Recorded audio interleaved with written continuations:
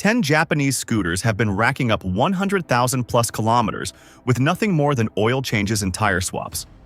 Not one of them is the one most people buy first. And the scooter sitting at number 1 on this list has owners reporting 150,000 kilometers on a stock engine. Never opened, never rebuilt. That's not luck, that's engineering. And once you understand what separates these machines from the ones that start nickel and diming you at 20,000 kilometers, you'll never look at a scooter spec sheet the same way again. Number 10. Honda Dio AF Series, 1988 to 2003. Most people write off old 50 cubic centimeter scooters as throwaway machines. The Honda Dio AF27 and AF28 laugh at that assumption. These two-stroke 49 cubic centimeter bikes were built during Honda's obsession with mechanical simplicity, and that simplicity is exactly what makes them survive decades of daily abuse. The engine has fewer moving parts than almost anything else on two wheels. Less to break means less that does break. Riders in Japan and Southeast Asia regularly run these past 40,000 to 50,000 kilometers on original top ends, unheard of for a two-stroke. The key is the oil injection system. Don't bypass it, don't run premix unless you know the exact ratio for your climate, and change the transmission oil every 3,000 kilometers. That gearbox oil is what kills most Dios, not the engine. If you find one with a seized variator, don't walk away. A replacement Kymco-compatible variator costs around $25, and you're back on the road in an afternoon. Number 9. Yamaha Jog 3KJ/SA16 Series, 1987 to 2002. And this next one surprises people because Yamaha's Jog has a reputation as a performance scooter, which makes it easy to assume it trades longevity for speed. It doesn't. The 49 cubic centimeter two-stroke in the 3KJ Jog was so well balanced that tuners could extract 40% more power from it without killing the bottom end. What does that tell you? It tells you the stock internals had serious headroom. Run it stock, maintain the air filter every 5,000 kilometers, and keep fresh 2T oil in the injection reservoir. And a Jog will outlast most of its owner's interest in riding it. The one thing that does fail: the CDI unit on bikes older than 15 years. A replacement aftermarket CDI runs about $15 to $20 and takes 20 minutes to swap. If your Jog is dying randomly at speed, that's your culprit before anything else. Number 8. Suzuki Address V50/V100 CE11/CE13 1991 to 2004. If you've been riding for more than a year, this one is definitely about you. Because the Address V100 is the scooter everyone overlooks and almost nobody regrets buying. The 99 cubic centimeters two-stroke in the CE13 was designed specifically for high-load urban delivery use in Japan. That means it was engineered to handle stop-start traffic, full loads, and heat. The exact conditions that destroy lesser scooters. Japanese postal workers rode these things into the ground, and they still kept going. The clutch system on the Address is unusually forgiving, and the fan-cooled cylinder runs cooler than most competitors in the same class. Watch the exhaust port on older units. Carbon buildup after 30,000 kilometers can choke power significantly. A $10 gasket kit and an afternoon cleaning the port restores full performance every time. Number 7. Honda Lead HF05/JF06 1982 to 2009. Now this one might surprise you because the Honda Lead doesn't look tough. It looks like a supermarket scooter. But the 90 cubic centimeters four-stroke in the HF05 series is one of the most thermally efficient small engines Honda ever mass-produced. It runs cool, it revs smoothly to 8,000 revolutions per minute without complaining. And the automatic cam chain tensioner, which kills engines on a lot of cheap scooters, is self-adjusting on the lead. Less owner error, more engine life. Simple math. Owners in Thailand and Vietnam regularly cross 80,000 kilometers on original engines with nothing more than valve clearance checks every 12,000 kilometers and fresh oil every 2,000. Don't cheap out on oil weight here.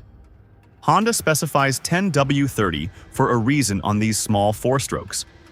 Running 20W50 because it's cheaper causes premature cam lobe wear on the HF05 specifically.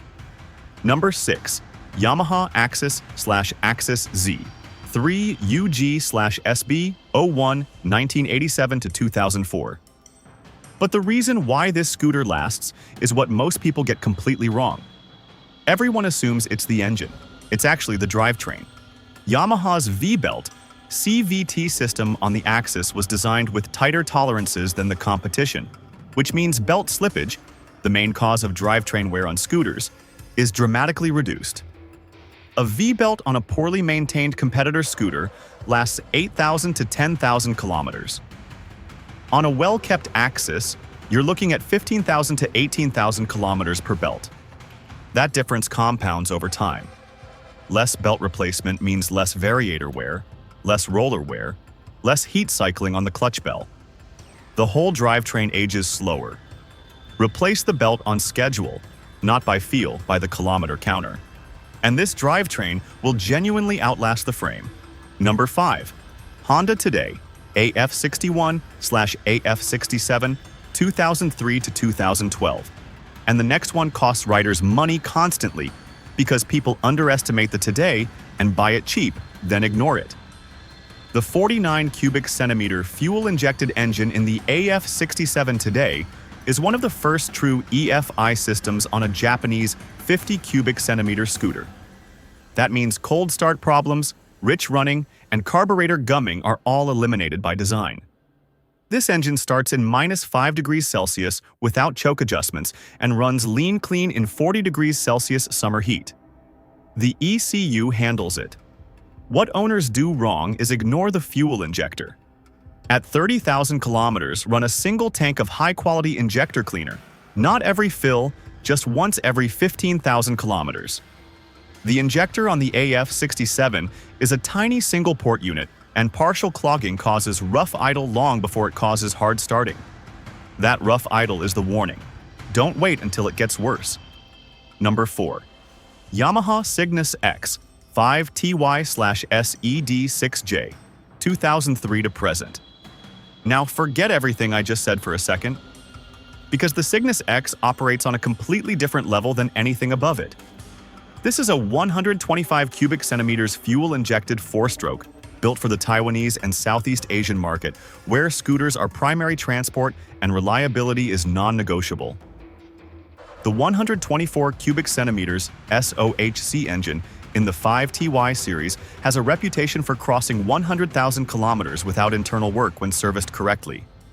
Valve clearance every 8,000 kilometers, oil every 2,000 to 3,000 kilometers, and spark plug at 12,000. That's the entire service schedule. 3 items. The frame is where Yamaha puts serious money on the Cygnus.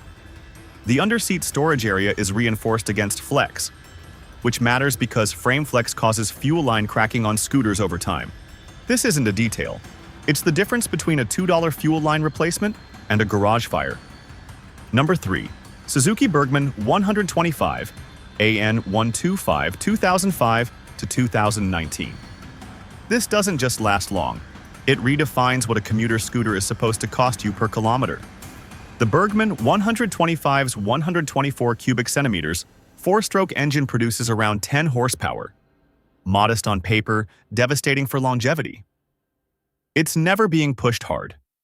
At highway speeds, it's running at 70 to 75% of max RPM, which is the sweet spot for engine longevity on any internal combustion engine.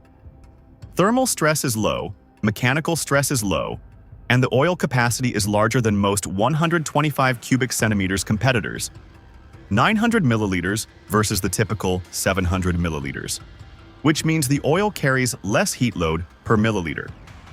Riders across Europe and Asia report 80,000 to 120,000 kilometers on original engines. The most common failure point is the fuel pump at around 60,000 kilometers. OEM replacement is $120. Don't put an aftermarket unit in. The fuel pressure spec on the Bergman 125 is precise, and cheap pumps run 15 to 20% low, which leans out the mixture and starts degrading the valves. Number 2. Honda PCX 125 JF28/JF 56/JF81, 2010 to present. If you've dismissed the PCX as just a fashionable city scooter, you've missed what's actually under that bodywork. Honda's ESP engine, Enhanced Smart Power, introduced on the JF56 PCX in 2014, uses a roller rocker arm system that reduces friction at the valve train by approximately 30% compared to conventional sliding rockers. Less friction means less heat. Less heat means less wear. It's that direct. Honda's own data shows the ESP valve train lasts significantly longer between adjustment intervals than the previous design.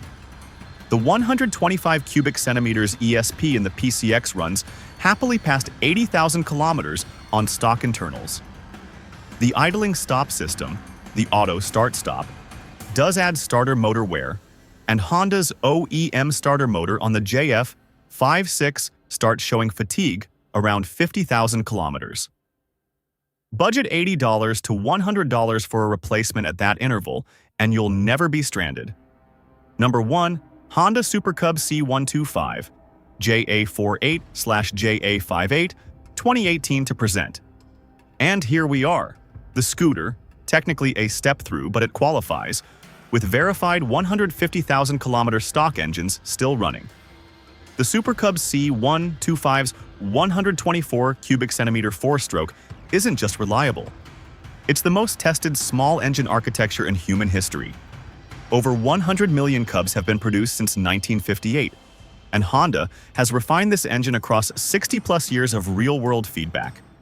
The current JA48 benefits from fuel injection, a programmed ignition system, and tolerances that Honda has spent decades tightening.